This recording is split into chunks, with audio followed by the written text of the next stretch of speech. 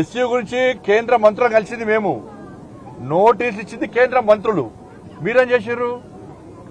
Paper పండించుడు, ఈయన వస్తా ఉంది ఆయన వస్తా ఉంది అని చెప్పుడు టైంపాస్ పాలిటిక్స్ చేసుడు మీరు.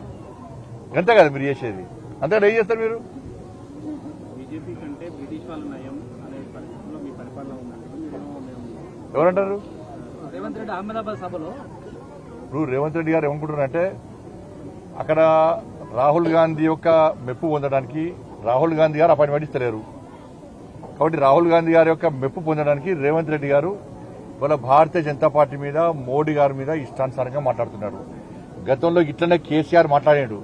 కేసీఆర్ గారు మాట్లాడినప్పుడు తెలంగాణ పరిస్థితి ఏమైందో ఒక్కసారి అర్థం చేసుకోవాలి. వాళ్ళ ఎన్నికలు అయిపోయినాయి. తెలంగాణ అభివృద్ధి ముఖ్యమా, వీళ్ళకు తిట్టుకుని ముఖ్యమా?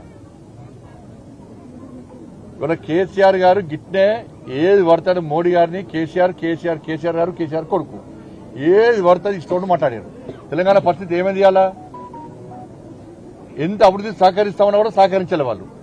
ఇప్పుడు కాంగ్రెస్ పార్టీ గదే పందాన్ని కొనసాగిస్తున్నది.